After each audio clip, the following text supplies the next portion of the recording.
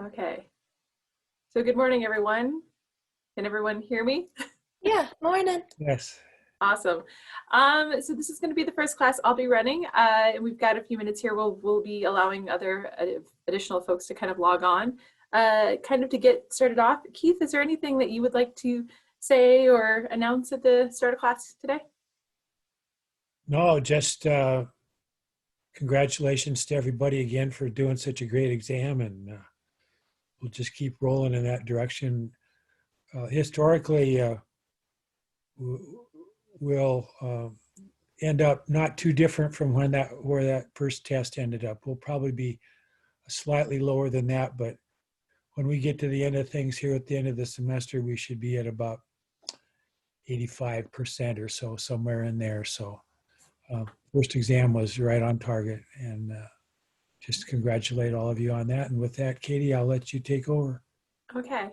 So in kind of in line with what you were saying about the exams were handed back, their paper forms, both the Scantron and the paper exam themselves were placed in your mailboxes yesterday afternoon after class. So if you have any questions about those, which I have had a few emails about, feel free to just shoot me one.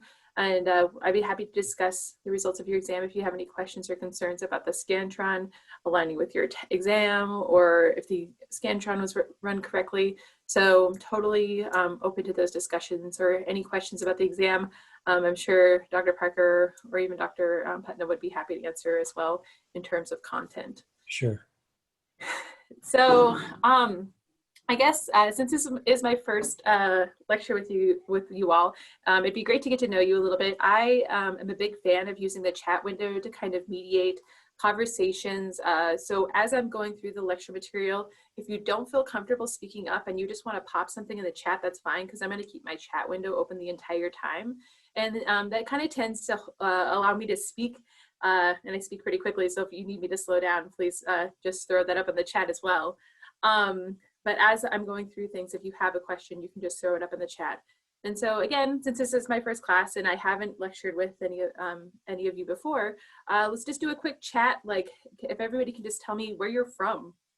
I'd be interested to kind of see where the class is kind of distributing. So go ahead and pop yourself into the chat and answer the question, where are you from?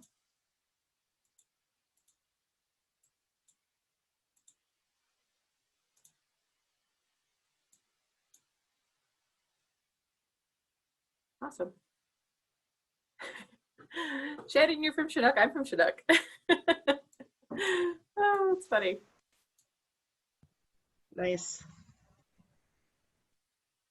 Are you related to Brandon Nissen? That's my husband. Awesome. So how do you know him? We were in high school together. I think. Oh, what year? I graduated in 2000. Oh, okay. Nice. Yeah. Awesome. Yeah, lots of folks from Montana. That's exciting to see. Okay. Yeah, and again, this is just an opportunity for you to, again, share a little bit of information with me about you. And it's just kind of, again, fun to see the distribution and where everyone is from, you know, whether you're representing from the High Line, Eastern Montana, or if you're coming from, you know, another state. It's always pretty cool to see that. And, you know, as we're killing time these first few moments of class, sometimes I'll just throw up random questions as we're waiting for everybody to load the class. So tomorrow will probably be like, what's your favorite food or something like that. Before I get started, does anybody have any questions?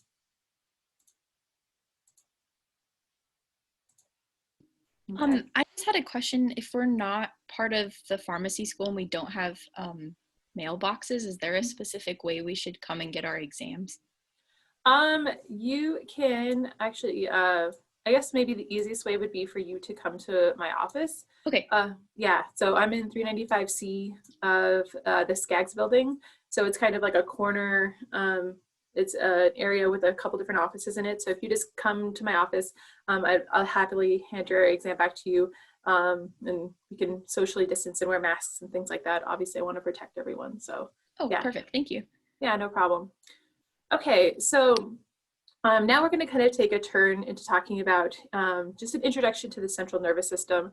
So since this is kind of the first time I've lectured on this material, I'm leaning very heavily on the textbook. So if you have Goodman and Gilman and if you have Katzung, all of the material that I'll be lecturing on is going to be pulled directly from that. And I like that because I think it helps students, you know, if they're having questions about lecture, they have a nice reference point to go back to. So I really tried to tie those two things together as closely as possible. And you'll even see on some of my slides directly where that information was pulled from. A majority of the figures that I'm pulling from are also from those two textbooks. If you don't have the physical textbook, I've been doing all of my lecture generation off of Access Pharmacy, which has been great. So Access Pharmacy is a great resource. I noticed originally my email might have been incorrect in the syllabus, so I just want to make sure everybody clearly has that now. So it's katie.holick@umt.edu. And yeah, Dr. Katie Holick. So in terms of, like, I just want to give a little bit of my professional background and where I'm coming from and kind of my expertise in this particular field. So I got my PhD from the University of Montana in 2012. I studied with Dr. Mike Kavanaugh, who's given many of these lectures in the past. I studied the EATs, or the excitatory amino acid transporters, and their effects on synaptic transmission, specifically looking at the magnesium block and the NMDA receptor. Now I know that sounds like deep down into the specifics of neuroscience, but we'll actually be talking about a lot of those things today, which is kind of exciting. After getting my PhD here, I actually went and worked at the University of Great Falls, which is now the University of Providence, teaching, just because I knew teaching was something that I really wanted to do. I didn't do a ton of research during that time. I left the University of Great Falls and took a postdoc at the United States Army Institute of Chemical Defense. And that's when I think a few lectures ago, I actually spoke to, or sent a quick link out to one of the papers that I published about the roles of endocannabinoids and how they cannot possibly be used to mitigate organophosphate exposure. And so in some subsequent lectures here, we'll talk about endocannabinoids. So I'm actually really excited about that particular lecture because I've actually found a therapeutic approach to mitigating organophosphate exposure and seizures that occur. So that was actually some pretty cool work. From there, I left the Army, went to Lehigh University in Pennsylvania, was a professor of practice there for 3 years, and just again continued to study pedagogy, and then also worked with prototoxins, which are toxins that are in your brain that inhibit receptors such as your nicotinic receptor. And if anybody wants to talk more about prototoxins, I'd be happy to do that. Okay, so that's kind of my professional background and my interest in neuroscience and different things that I've studied. But I will say that about 7 months ago, my life significantly changed, not just because of the pandemic, because I welcomed, you know, this little guy into my life. So as Keith shows pictures of cats, which I have cats too, you might see some cat pictures. This is just one baby, I do not have twins. This is my little guy, his name's Hawthorne. Yeah, so this is kind of the center of my life right now. He's the best thing that's ever happened to me, the worst thing that's ever happened to my sleep cycle, but he's pretty awesome. So you guys will maybe periodically see pictures of Hawthorne or my cats, again, just to kind of keep in line with the structure that Keith has created, because I think sometimes it is great to bring some levity to this conversation because we do kind of get down into the specifics. Okay, so in terms of what the lecture is going to look like today, both at 11 a.m. as well as this afternoon and even tomorrow, this is kind of the big 30,000 foot view roadmap of like where we're headed. And this aligns fairly closely with the structure that's found in the textbook. So we'll start by discussing the different cell types in the brain. This is a pretty general introduction. I recognize that you probably have seen some of this in PathoPhys. So just, this is hopefully kind of a review for many of you. And I do have access to those lectures. And so I'm hopefully we're coming in at right around the right level here. Next, we'll move into talking about signaling in the brain. And the signaling in the brain kind of breaks down, I'm breaking it down into these sections where we first talk about the players, things like the ion channels, the transporters, the receptors, and the neurotransmitters. The receptors and neurotransmitters is almost like a general, transporters and receptors, I'm sorry, are the general introduction, because once we get to talking about neurotransmitters, those are going to specifically correlate to both receptors and transporters. So then we'll kind of jump back into discussing those two topics. So after we finish talking through all of the players that are kind of shaping synaptic transmission in the brain, then we're going to actually talk about the process and how synaptic transmission actually occurs within the brain. So again, just kind of laying the foundation of like, these are all the different parts, and then we'll just talk about the process as a whole. And like I said, please feel free. I appreciate the comments that I'm getting in the chat. And if you have any questions or you need me to slow down, please feel free to do that. Okay, so kind of, again, the 30,000 foot view of the brain, and I just threw this up here as just some kind of fun facts about the brain and kind of why it's important and some characteristics of it. Things that are kind of interesting is the body, even though it's only 2% of the body weight, it actually consumes 20% of the body's energy production. So it's always using tons of ATP. We look at the sodium potassium pump. That's one of the ways in which that ATP is being rapidly used. But that kind of correlates to this brain consuming about 20 watts of power. And then your 2-year-old's brain is about 80% of the adult's brain. Now your brain is about 60% fat. We'll actually talk about where that fat is located and how it kind of helps cells function and do what they're doing. So again, this is just kind of a fun introduction to the brain and some fun facts about the brain. There are over 80 billion cells in your brain. If 4 of you were sitting together in a group, that would actually be the same number of stars that are in the universe. So the number of brain cells that you have. So it's a pretty amazing organ. And I think that's ultimately why I dedicated my life to it, is because it makes us who we are, and yet we kind of have no idea how it works still. I mean, like we're getting closer to understanding the structure function, but it's not, like we're still kind of chasing consciousness. Was there a question? I just want to make sure I'm not speaking over anyone. Okay. So as part of the introduction in Goodman and Gilman, we talk about how different CNS drugs are utilized. And so when we're talking about pharmacology and how it relates to the applications in the central nervous system, one of the first ways in which it's utilized is to elucidate an underlying mechanism. So if we're interested in how the brain is functioning, one of the best ways that we can do it is by, essentially blocking or antagonizing one of those receptors and then watching or recording some type of effect. So me personally, I'm an electrophysiologist, meaning that I record electrical currents in the brain. And so pharmacology is kind of one of the tools, like probably one of the largest tools in my tool belt. Is like if I'm studying the electrical function of a specific cell, if I want to study how a receptor affects that cell, I'm going to use either an antagonist or an agonist, apply it to that cell, and then record how it alters the synaptic transmission. And so often CNS drugs are utilized in that purpose, more kind of in a research setting, maybe more so than a clinical setting. The second way in which CNS drugs are utilized is to alter physiological imbalances. And so this is probably where your interest most likely lies, is things like the alteration of the imbalances that occur that you can, kind of recover the homeostasis in things like anxiety, depression, mania, and schizophrenia, which would be more cognitive conditions, and then pathophysiological conditions such as pain, fear, movement disorders, and things, and so on and so forth. So again, if you have those imbalances that occur in the brain, central nervous system drugs can help bring that balance back. But it's a very carefully titrated manner. When we talk about things like binding efficacies and how strong a drug works, that's going to have to be very tightly titrated, because you're talking about some higher level cognitive functions that are having to take place.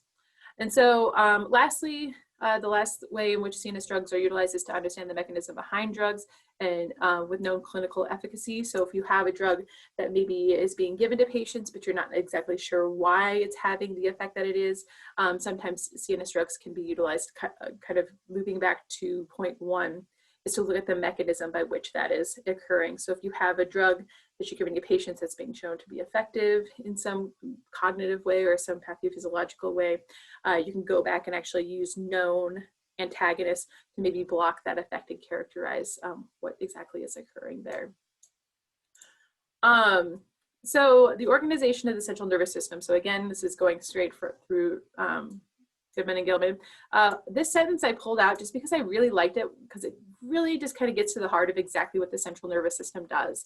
And I'm going to read it out loud. So the CNS is composed of the brain and spinal cord and is responsible for integrating sensory information and generating motor output and other behaviors needed to successfully interact with the environment and enhance species survival. So what I like about this particular statement is it kind of talks about both the central and peripheral nervous system. It talks about how we're constantly taking input in from our environment, and that's part of the function of the central nervous system, and that how there are environmental influences or evolutionary pressures that kind of dictate the way that the central nervous system functions.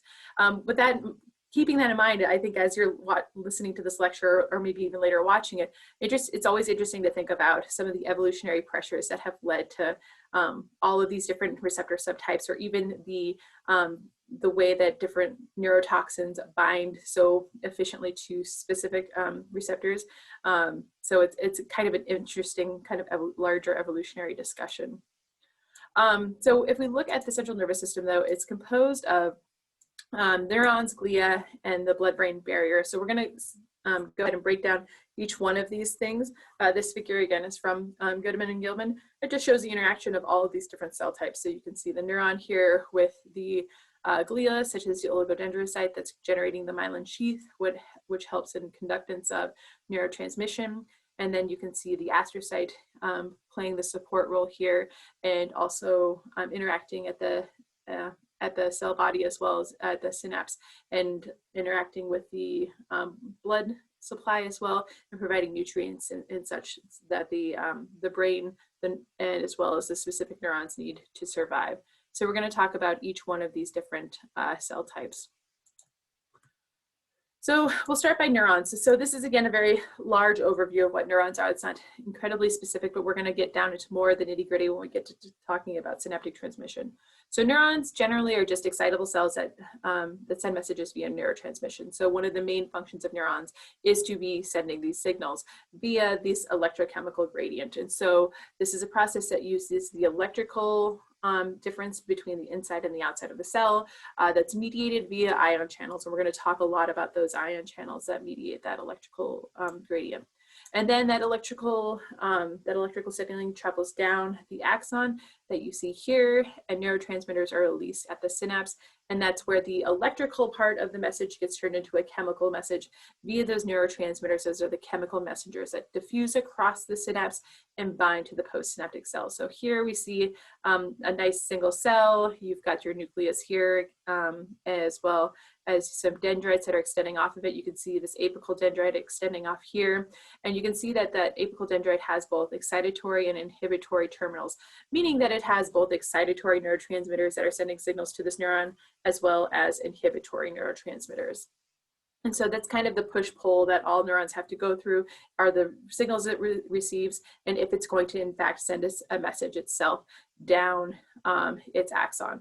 So you can see the axon extends out here. You have myelin sheaths that are kind of encapsulating that axon. Again, that's going to be composed of fat, and it's going to increase the conductance of the electrical signal that travels down that axon, so it's moving very quickly. And then once it hits this presynaptic terminal, you've got channels that are opening up here, and you have neurotransmitter that's being released and travels across the synapse, and then essentially sends this signal onto the next cell. That's very much a synopsis of what this process is, but we'll talk about it more as we talk about synaptic transmission and even in the next slide. So parts of the neuron to know, things like dendrites, those are the branched parts of the neuron that are extending out into its environment, kind of reaching out for messages. It's receiving the messages. Dendrite, I think, is actually great for tree. If you see the branches of a neuron, specifically neurons in the cerebellum, they very much look like branches in the tree. The soma is going to be the body of the neuron that integrates all of these different inputs that it's getting. So a neuron can receive repeated stimuli from a single input. And if it summates to a certain point, it's going to fire an action potential That's called temporal summation. Or you can have a lot of different inputs kind of signaling at the exact same time. And if they, again, reach a specific point or a point in which the neuron decides to signal, that's called spatial summation. So temporal and spatial summation are kind of the two different ways in which a neuron can be excited enough to send another message. The axon is going to be the part of the neuron that sends a message, and then we'll talk about kind of at the end of the neuron where the synapse is, what's exactly going on there. Okay, and so we'll like I said, let's zoom in on what's going on in this synapse. Okay, so this synapse, so we saw in the last slide, there's an excitatory input and there's an inhibitory input. You've got sodium influxing as an action potential travels down the axon, and that's going to open up voltage-gated calcium channels that you can see here. Maybe I should be circling these. Where's my annotation? And so, well, I guess let's just continue to use the cursor. So voltage-gated calcium channels open, and as that occurs, you've got calcium causing the release of the synaptic vesicle, and so that calcium fluxes in, it interacts with these different snare proteins, and those snare proteins act as tethers that bring that vesicle down to that presynaptic side and cause release of neurotransmitter into the synapse. Synaptorevin, synaptotagmin, SNAP25, syntaxin are all considered different snares. Interestingly enough, botulinum neurotoxin targets all these different snares, and that's actually what causes muscles not to be able to contract, and you get flaccid paralysis because botulism's entering the presynaptic compartment and actually cutting these specific snares, thus stopping any type of presynaptic release from happening. So just kind of an aside, you don't need to necessarily know that. So here you have the diffusion of neurotransmitter across the synapse, and then it's going to bind to a postsynaptic cell. And like I said, we'll go over this more when we're talking about synaptic transmission, but I just kind of wanted to talk about the overall introduction of what neurons do. I'm going to pause there for a second. Does anybody have any questions they'd like to verbally say or shoot in the chat? Okay, I'm hoping, like I said, quite a bit of this should be review. Actually, I do have a really random question. Okay.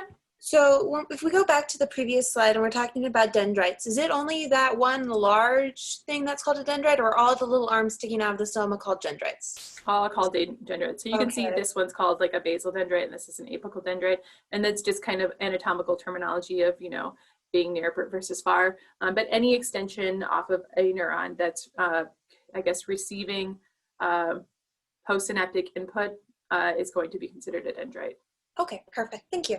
Yeah, no, not a random question at all. Totally in line with what we're talking about right now. Okay, so moving on kind of from the function of a neuron, the support cells in the brain are also important, obviously. So things like neuroglia and the blood-brain barrier. I'm guessing as pharmacy students, you probably heard a lot about the blood-brain barrier a lot. The discussion we'll be having today is, I think, fairly abbreviated. So these are all encapsulating things like vascular elements, CSF forming cells, and the meninges. So when we talk about the neuroglia, those are going to be some of the most abundant cells in the brain. And they're doing things, again, like we talked about in the previous slide, providing the nutrients, recycling neurotransmitters.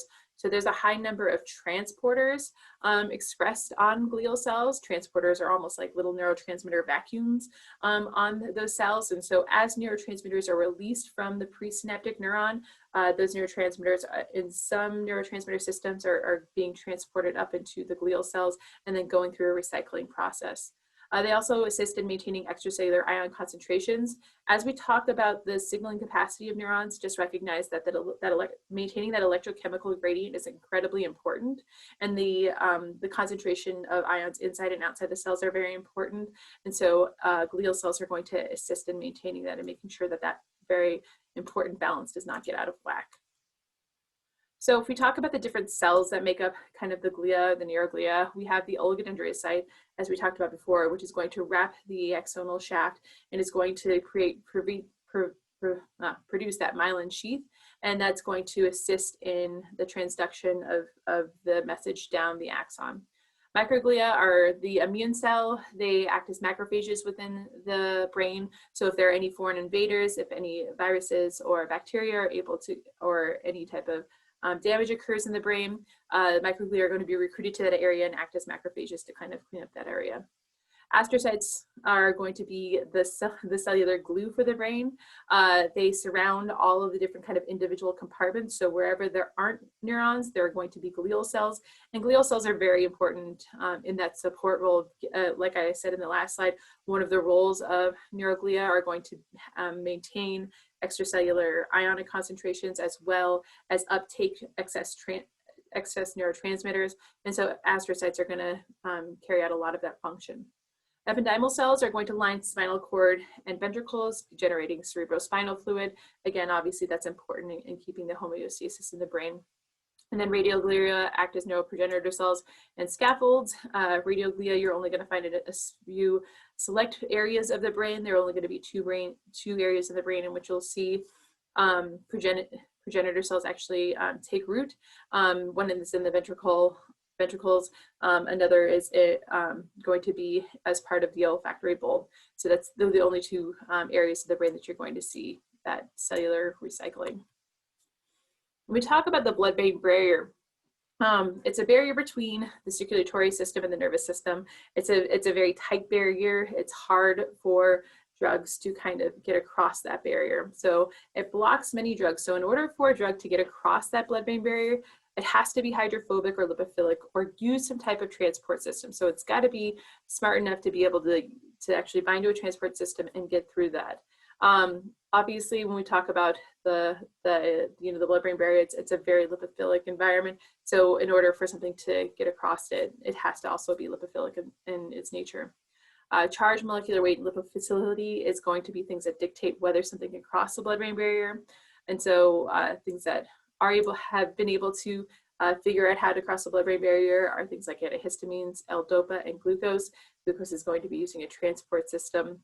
And if you want something to actually cross the blood-brain barrier, but it does not actually adhere to any of these kind of blood-brain barrier rules, let's say it's very large or it isn't very lipophilic, one way that you can do that is by injecting it directly into the CSF through a spinal tap. And then there are times in which drugs are more likely to cross the blood-brain barrier during periods of damage. So when you have ischemic damage or inflammation, the blood-brain barrier can be compromised and things can cross far easily. But it is non-existent. There is some non-existent blood-brain barrier issues in the PNS and in certain structures such as the hypothalamus.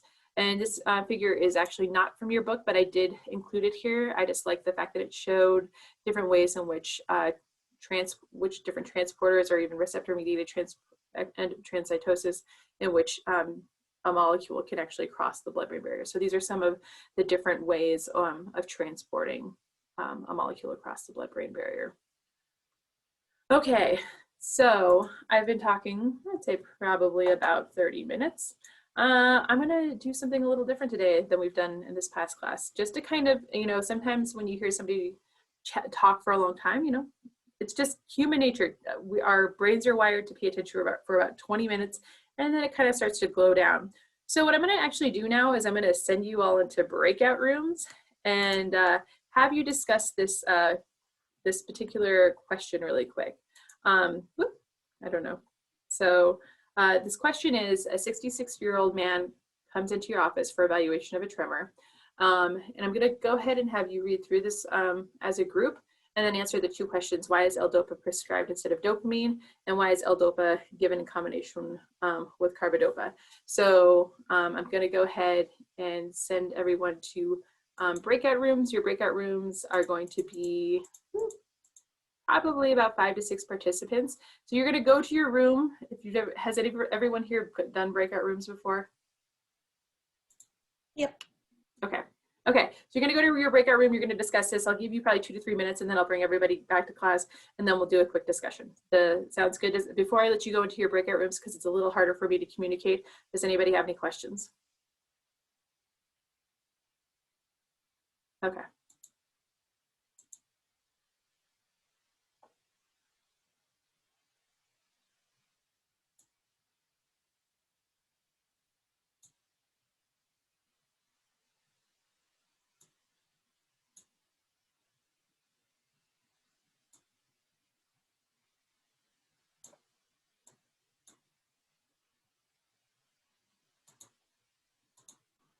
screen, so I need to like get to that slide.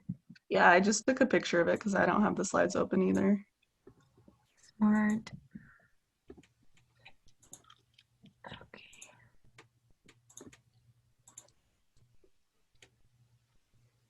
Oh, Oh, there. thank you. Oh, I know. I'm guessing every room was having your issue, but I just stumbled into like when you were talking about it. So I was like, oh, we'll make this a little easier.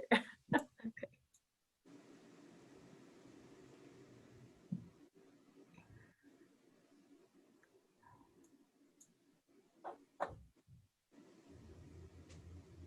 Why is L-dopa? Is that because it's a precursor? I'm sorry, has everybody read it? Yeah. Yeah.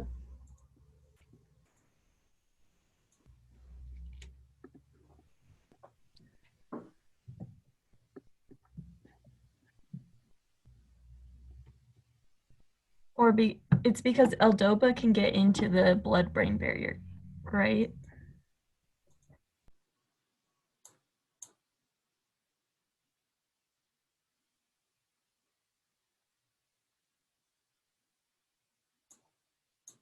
How's it going, room?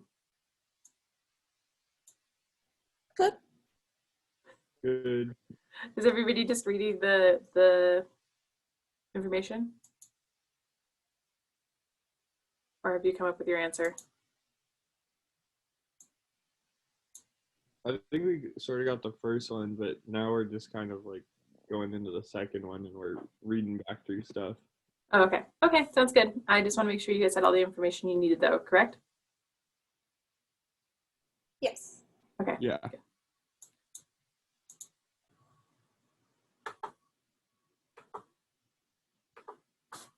How's it going, room? Good. Do you have any questions? You're like, I just came here to listen. I didn't want to actually talk. I think we got it all figured out pretty much. You have it all figured out? Okay, good. Okay, I just wanted to make sure you weren't having any technical issues or had any questions. I'm just going to give the other rooms a few more minutes before I bring us all back together as a group, but you guys are all good? Yeah, we're doing good. Okay.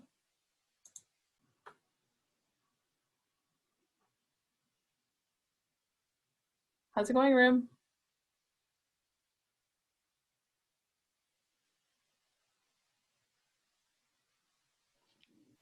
Hi. Hi. Do you guys have any questions?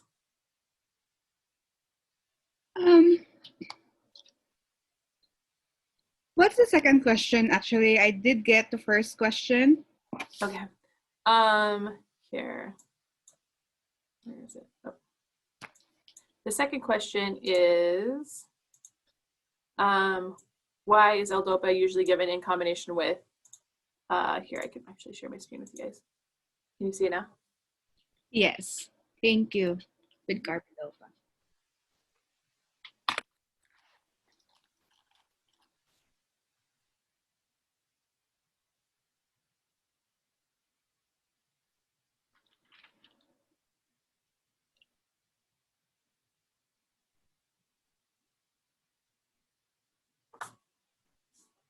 Okay.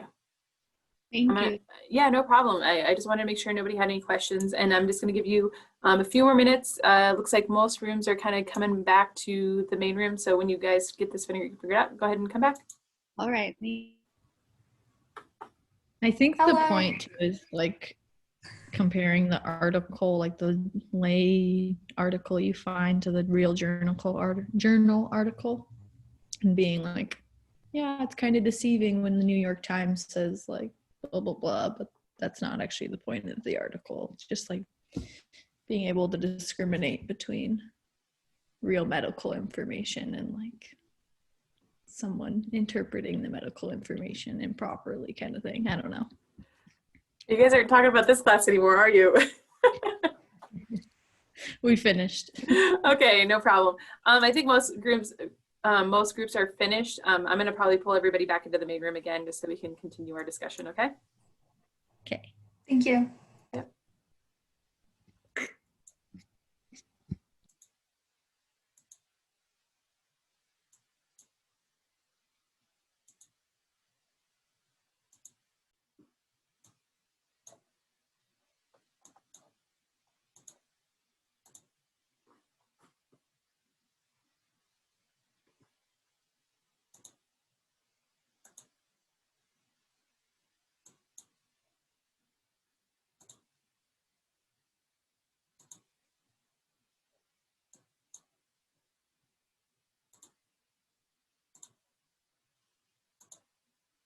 Okay. Is everybody basically back here?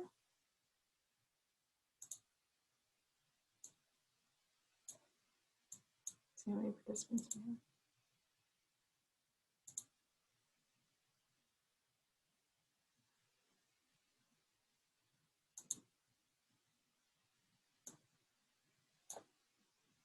Okay. Okay, so the purpose of doing something like that is just one, to kind of re-engage you with the material, make sure that you're one, listening to it and kind of see some of the like pharmacology applications to some of the material that we're talking about. But also, I think one of the big gripes that people have about online learning is that I don't really feel like there's a sense of community. So I think sending people into breakout rooms is a great opportunity for you to just chat with your classmates. I know all of you know each other, but I think it's always nice to kind of just break up class for a few seconds and just kind of have that conversation. Okay, so what did, does anyone want to speak up and kind of answer some of these questions? So why is L-DOPA prescribed instead of dopamine for Parkinson's?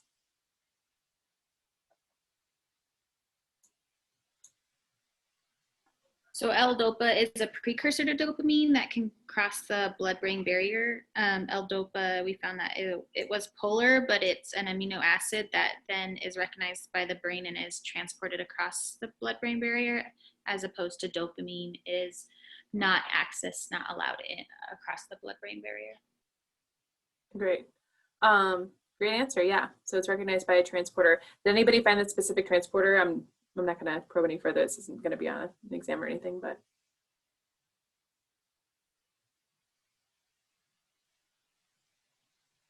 We didn't look that far. Okay, that's fine. It's fine. I just wanted to see if somebody kind of stumbled onto it serendipitously. Okay, so that's a great first question answer. So the second question, why is L-DOPA usually given in the combination with carbidopa?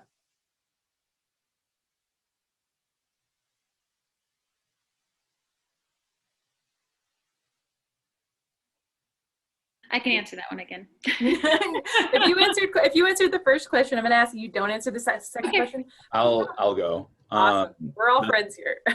This is what we found is the carbidopa acts as a decarboxylase inhibitor, and so it stops the levodopa from being broken down by the time that it can actually get into the blood brain or to the brain. Okay. So if you're administering L-DOPA though, don't you want it to get to the brain? Or we don't want it to, oh, sorry, no, like preventing it from being broken down before it reaches the brain is what I thought. Yeah, sorry, that's what I. Okay. Okay. Did anybody else, thank you for giving your answer. Did anybody else find anything in addition to that? We just found that it helps prevent the breakdown of L-DOPA. Therefore, L-DOPA can be given in smaller doses, which reduces the side effect profile. Mm-hmm. Yeah. It also, so in addition to the answers everyone is given, it's also going to inhibit peripheral L-DOPA. So that L-DOPA, it's going to drop the DOPA decarboxylase metabolism of L-DOPA, and thus the greater fraction enters the CNS and the therapeutic dose can be reduced. So you're having a breakdown in the peripheral nervous system, so it all can kind of be shunted to the central nervous system, if that makes sense. Okay. Are there any questions or concerns about that before I move on? Can you just repeat that one more time a little slower? Sure, no problem. So, so in terms of the carbidopa, it inhibits peripheral but not central DOPA decarboxylase metabolism of L-DOPA. And so this is because a greater fraction enters the CNS and then the therapeutic dose can be reduced, which kind of diminishes some of the adverse of the peripheral action. And this is not necessarily material that you'll see on an exam, but this is just, again, kind of proof of concept. And hopefully you find interesting nonetheless because of kind of the pharmacology applications. Okay. Any other questions or concerns? Okay. Okay, so as we continue our discussion, so in order to move forward, So the next section here is we've talked about the cell players of the brain. Next, we're going to talk about signaling in the brain. So we'll talk about ion channels, receptors, and transporters. So this particular figure is great just because it shows you, again, a very simple synapse where you've got your presynaptic cell, you have your postsynaptic cell, and your presynaptic cell, you can see the neurotransmitter is being essentially packed into these vesicles, and we'll talk about some of the transporters that are responsible for creating these vesicles. Once an action potential travels down the presynaptic side, you have voltage-gated calcium channels that are opening. That calcium is influxing into the presynaptic side and causing neurotransmitter release. The neurotransmitter is released into the synapse, and it's going to bind to either metabotropic or ionotropic receptor, and we'll talk about this when we get to talking about receptors. And then that neurotransmitter can be either degraded via enzymatic action or brought back into the presynaptic or glial cell via transport. So the first part of the, again, signaling cycle that we'll be talking about today is going to be ion channels. And so in this case, I kind of boxed out the voltage-gated calcium channel. Okay, so ion channels and receptor gating. So again, neurons act as signaling cells in the central nervous system. We said this multiple times. And that maintaining those ionic concentrations are very important. So channels can be, these ion channels can be voltage, ligand, or signal gated. When we're talking about ions in the central nervous system, I know sometimes it can seem a little overwhelming because it seems like we're talking about a lot of ions, but really if you kind of keep in mind sodium, potassium, and chloride, and calcium, those are kind of the big top four ions that are, or cations that are important for cells. When we talk about ion channels and the electrochemical gradient, we're probably more talking about the ions here, sodium, potassium, and chloride. And so you can see the CSF concentration. So sodium has a high concentration. And so therefore, since it has a high extracellular concentration, the driving force for sodium is to inside the cell. Potassium, kind of the reverse, you have a low extracellular concentration. So potassium is high inside the cell, and so the driving force is out of the cell. And then chloride has a high extracellular concentration, and so the driving force is inside the cell. And so when we talk about kind of excitatory, inhibitory, EPSPs and IPSPs, and we'll get there a little bit later, we're mostly talking about the movement of things like sodium and chloride, in some instances potassium. But if we want to increase the or depolarize a cell, what will happen is we'll have an increase in sodium that fluxes into the cell. If you want to depolarize a cell, you'll have an influx of chloride. And so that's one of the roles that the ion channels play, is by either depolarizing or by hyperpolarizing or depolarizing a cell. And so if you look at a resting channel, in the case of, let's say, a resting potassium channel, you can see because that it has a high intracellular concentration and a low extracellular concentration, it's going to, follow that driving force outside of the cell. Some voltage-gated channels are going to open transiently depending on the depolarization status of that cell. And so there are voltage-gated sodium channels. As we talked about prior, there are voltage-gated calcium channels, and those voltage-gated calcium channels are important for presynaptic neurotransmitter release. You can also have ligand-gated channels, and we'll talk about a couple different receptors that almost act as ligand-gated channels. So you have a specific neurotransmitter that binds to that channel and causes it to open. And in this case, you can see sodium is fluxing into the cell. And again, the driving force of sodium is always going to be into the cell given the difference in concentration. And then you can also have signal-gated channel as well. So some type of intracellular signal that's actually interacting with the intracellular side of the ion channel that's causing it to open. And so it's not a trivial thing to kind of take note of where these triangles are pointing. Again, it's showing you that the driving force for potassium is outside the cell. So if a ion channel for potassium opens, it's going to want to flow from the intracellular to extracellular side. And then for sodium, if an ion channel that is sodium, if it opens, it's going to go from outside to inside.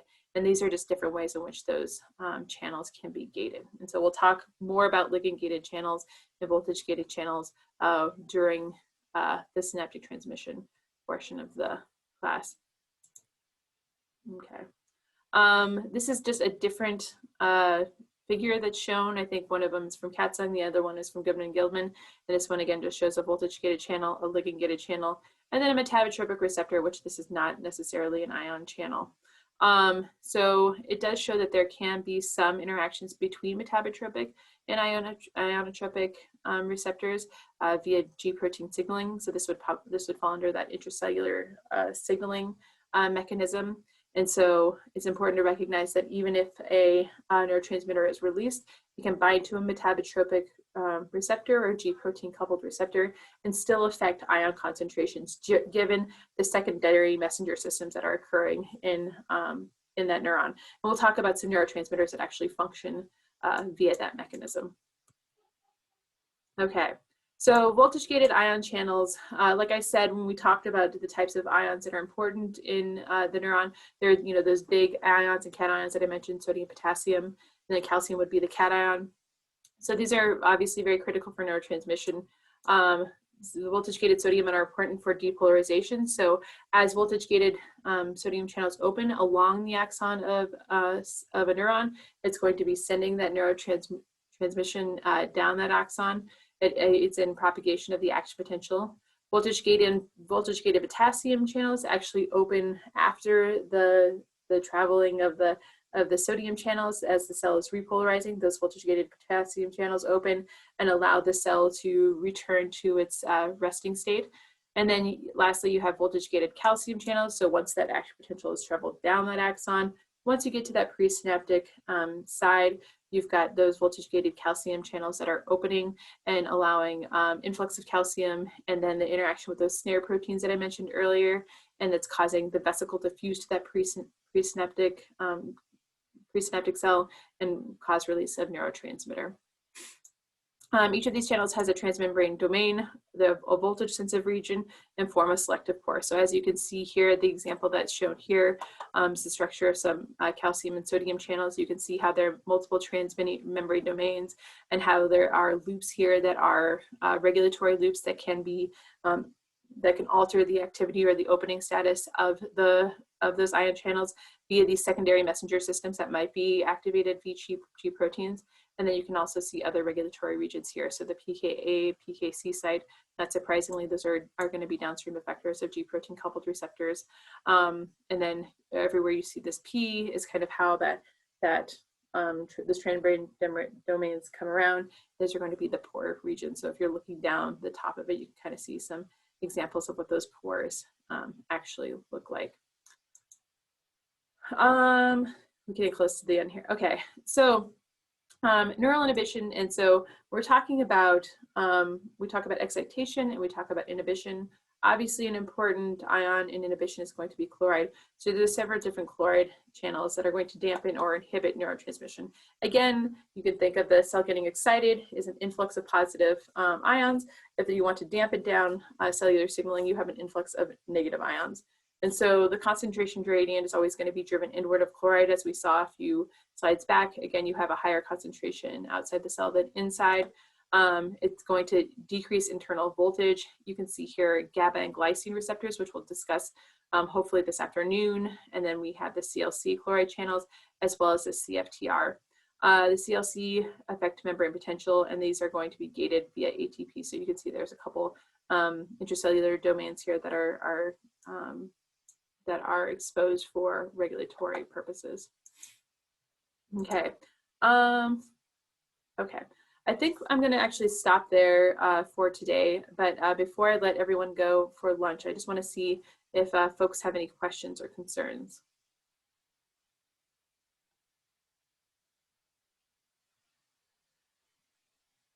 Okay. Okay. If you have any other feedback, if things were going too quickly or if you need things sped up, please let me know as well. Again, I'm happy to answer any questions that you might have in the chat. And I guess I'll be seeing you all here very shortly at 1 o'clock. So everyone have a great lunch, and I'll be seeing you soon. See you in a bit. Thanks, Katie. Exciting stuff. Really neat. Thanks, Keith. Yeah.